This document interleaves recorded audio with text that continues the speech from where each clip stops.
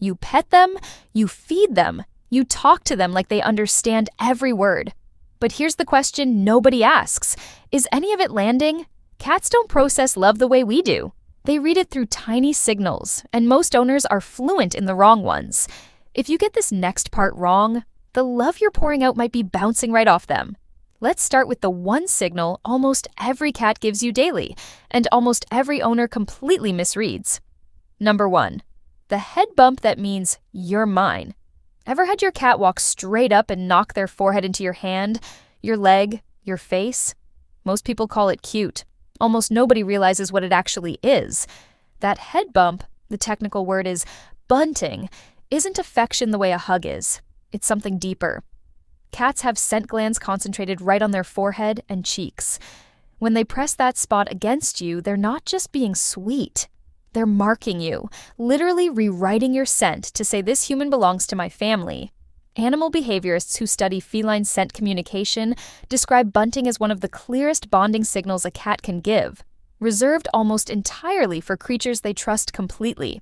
Strangers rarely get bunted. You do, because to your cat, you already smell like home. Here's your daily habit. When your cat bunts you, don't just accept it and move on. Lean into it. Let your forehead or cheek gently meet theirs for a second. You're not just receiving the message, you're sending one back. I'm yours too. Number 2, why they sleep touching you and not just near you. There's a difference between a cat sleeping in the same room as you and a cat sleeping with a paw draped over your leg, and most owners never stop to notice which one they're getting. Cats are vulnerable when they sleep. In the wild, sleep is the single moment a predator could get them. So, when a cat chooses to sleep in physical contact with you, back pressed against your side, paw resting on your hand, that's not comfort seeking. That's your cat placing their literal survival in your hands and deciding it's safe there. Researchers studying feline social sleeping patterns found that cats reserve body contact sleeping almost exclusively for their most trusted bonds, whether that's another cat in their family group or a human they consider safe. So here's your daily habit. When your cat picks a contact sleep spot near you, don't shift away, even if it's a little inconvenient. Staying still while they nap on you reinforces the exact thing that made them choose you in the first place. You didn't move. You were still safe. Number 3, the tail that's talking and you're probably not listening.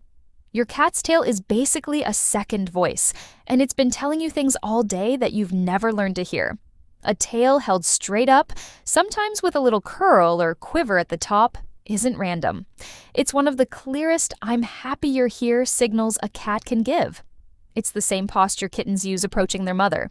Feline researchers have found that an upright, quivering tail almost always accompanies a friendly greeting, and cats reserve it specifically for approaching someone they like, not something they fear or tolerate. Here's the habit. Every day, actually watch the tail when your cat walks towards you. If it's up, greet them back immediately, crouch down, offer a hand, say hello. You're catching them mid-sentence, and answering back tells them you understand the language they're speaking. Number 4, the slow, deliberate kneading that goes back to being a kitten. If your cat kneads you with their paws, pushing in and out like they're making bread, sometimes with claws that make you wince a little, you've probably wondered why on earth they still do that as a full-grown adult. The answer takes us back to the very beginning. Kittens need their mother while nursing to stimulate milk flow. It's tied to some of the earliest feelings of safety and comfort a cat ever experiences. When an adult cat needs you, purring, eyes half closed, they're not just being weird. They're replaying the single safest memory they own and choosing to have it with you. Veterinary behaviorists widely describe adult kneading as a self-soothing behavior directly linked to early maternal bonding, and note it typically only appears when a cat feels deeply relaxed and secure. Here's your daily habit. When the kneading starts, resist. The urge to stop it, even if a blanket needs to go between you and their claws. Let it run its course. Every session you allow is a session where your cat gets to feel like a safe kitten again, right there in your lap. Number 5, the gift that isn't actually a gift for you.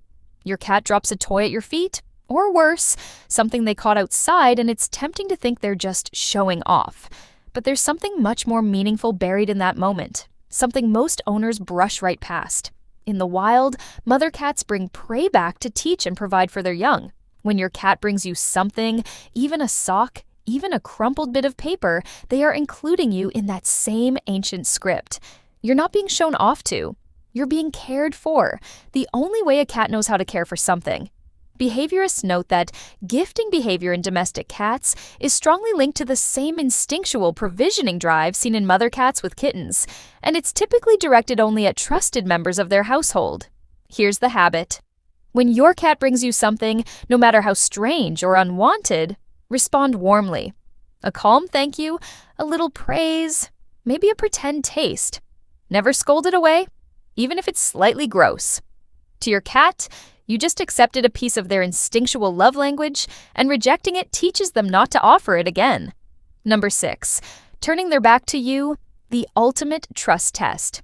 This is the one almost nobody thinks to look for, and it might be the clearest signal of all. A cat's back is their most exposed, most vulnerable side. No eyes on you, no claws ready, nothing watching for danger. In the wild, no cat turns their back on something they don't fully trust. So, when your cat sits with their back to you, tail relaxed, ears loose, not tense or ready to bolt, that's not indifference. That's the single highest form of trust a cat can physically demonstrate. Both are ways of saying the same thing in different forms. I've stopped watching for danger because the danger isn't you. Here's your daily habit. When you notice your cat resting with their back turned toward you, don't interrupt it to get their attention. Just stay present nearby, calm and quiet. You don't need to do anything. Your stillness is the response. You're proving once again that their trust was placed correctly. Number 7, the slow motion approach and why a fast one means something different. Watch how your cat crosses a room to reach you. Most owners never clock the speed, but the speed is actually saying something specific. A cat that walks toward you slowly, low and relaxed, stopping to rub a chair leg or sniff the floor along the way, isn't being lazy or distracted. That unhurried pace is a cat announcing themselves calmly on their own terms, the same way one trusted cat approaches another in a multi-cat household. There's no urgency because there's no threat to prepare for. Compare that to a fast, low, tense approach, ears back, body close to the ground.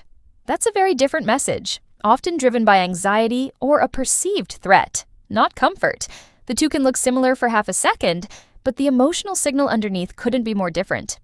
Feline behaviorists point to a slow, loose-bodied approach, especially one that includes pausing to rub against furniture along the way, as a strong indicator of a calm, secure bond. Essentially, your cat narrating, "I'm safe, you're safe, no rush," with their whole body. Here's your daily habit. When your cat approaches you slowly and loosely, mirror that energy back. Don't lunge to scoop them up the second they arrive. Let your movements slow down too. A soft hand offered low, a quiet voice. You're matching their calm with your own, and that match is exactly what tells them the feeling is mutual. Conclusion. Every one of these 7 signals is your cat quietly asking the same question, over and over, every single day. Do you understand me?